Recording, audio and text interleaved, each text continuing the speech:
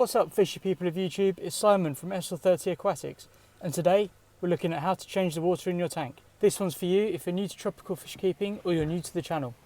I'm going to be demonstrating on this guppy tank here. It's been a few days and they need some clean water. I've got my water change lines marked out on the side, but that's because this is my quarantine tank. These guys aren't sick, but they are new, and so I need to watch them for a bit before I add them to my main tank. I actually picked these guys up off a fish rehoming group on Facebook, and because they're not from the same local fish store as my other fish, I need to keep an eye on them for signs of illness or disease. Fish rehoming groups on Facebook are an excellent place to get your fish. 1, because they're free. 2, because they're usually locally bred. And 3, it builds the community of fish keepers in your local area. In order to do this, you're going to need a cup or a jug to transfer the water, some siphoning hose, then I'm going to use a clamp as a third hand because I'm holding the camera, and of course a bucket. And because this is my quarantine tank, I'm using my quarantine tank only bucket. Now, because we're taking water out of the aquarium, we need to make sure we're doing it safely. I'm going to start by unplugging both the heater and the air pump and filter. This is important because as we take water out of the fish tank, the water level is going to drop below the level needed to keep the heater working properly. On my heater, that's at the bottom of this black cap. Just a useful tip, when you take the lid off the aquarium, it'll be wet because the light causes the water to evaporate and then condense in the lid. So shake that water back into the tank. So we need to do water changes for 3 reasons. 1, to remove the nitrates from the water that are a result of the nitrogen cycle. 2, to rebalance the mineral composition of the water in the tank.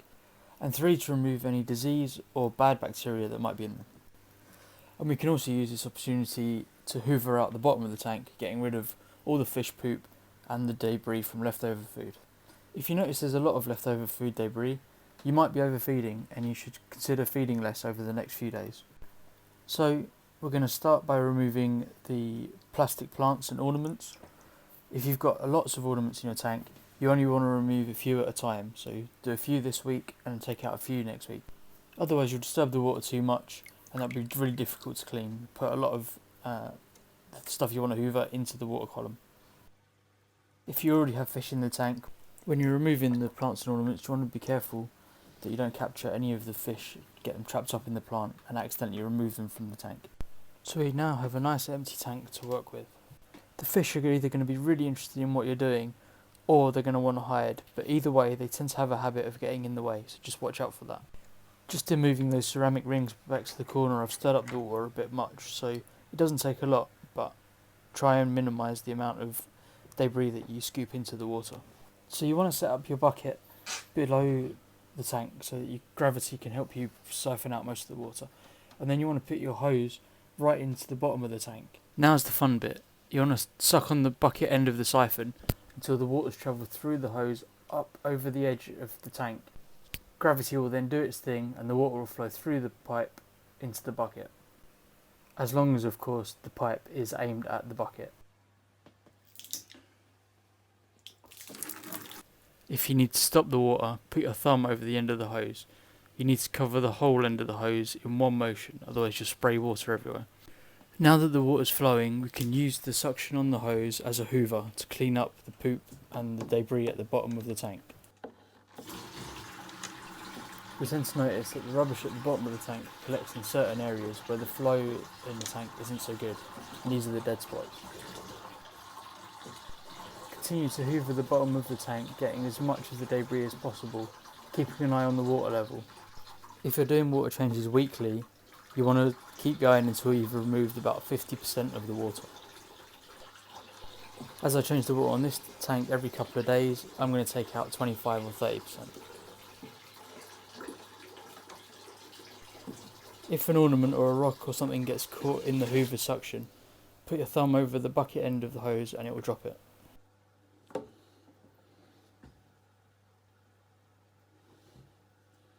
We always need to remember not to suck the fish up in the hose. They won't survive that. So you always remember, avoid the fish.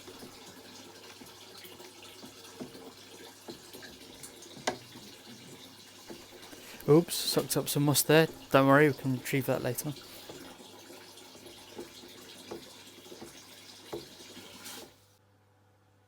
When you've removed enough water and a lot of the debris, simply take the hose out of the tank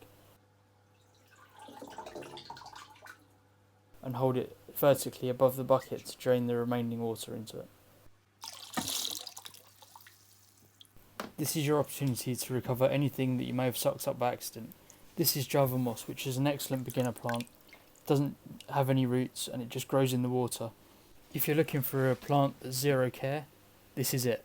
And if your fish have fry or babies, it's really good for them too, because it grows biofilm that they can eat in the first few days of their lives. It also gives them some great cover and a place to hide from hungry tank mates. Now I know that water can be an expensive utility around the UK, and you might be thinking, can I reuse this water into another aquarium with fish? No, because this already has fish waste in it, and that's chemical waste as well as fish poop. However, it is good for two things. One, testing water tightness of a new tank, and two, it's absolutely brilliant for the garden. This water contains everything that fishes don't need, but everything that plants do. So put it in a water butt, or put it on the garden and your plants will thank you for it. Old quarantine tank water is only good for the garden, not for any other tanks.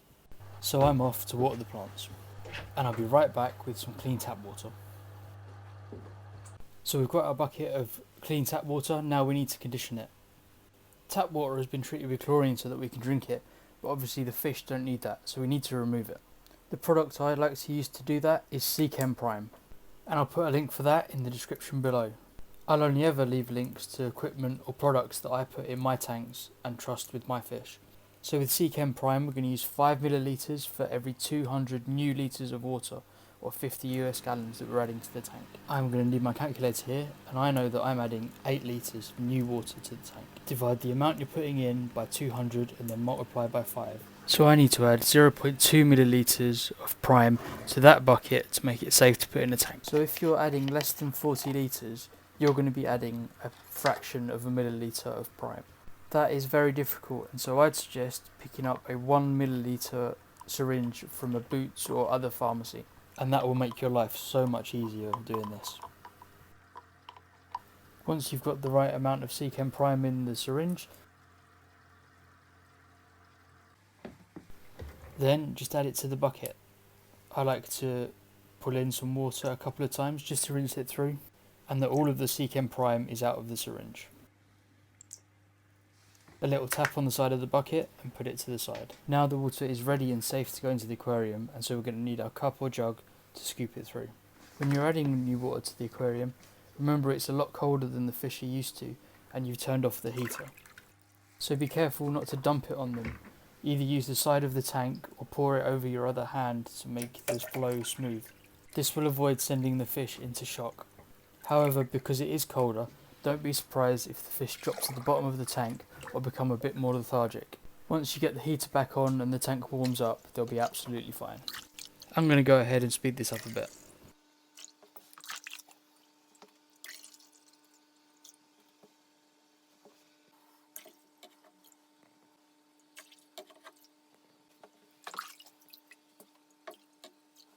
Okay, so we've topped up the tank with new water. It's nice and clean. Now to get the electricals back on. Just before you do this, check that you've covered the heater past its minimum water line.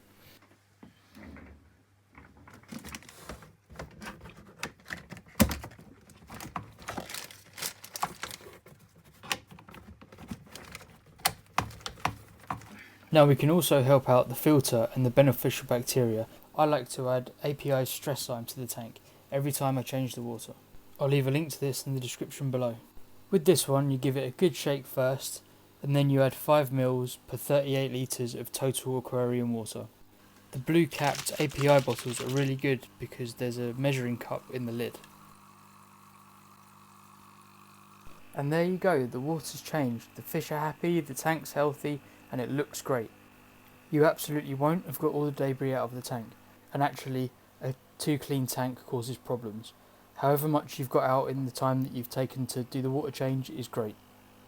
If you're wondering at what point in the aquarium's life cycle is good to take photos, it's in a couple of hours from now, when the remaining debris is settled back onto the floor of the tank. If you found that video useful, hit the like button below, please subscribe for more content and ring the bell so you don't miss the next one. If your water change routine is different, leave a comment below, let me know. or tell me what you'd like to see next.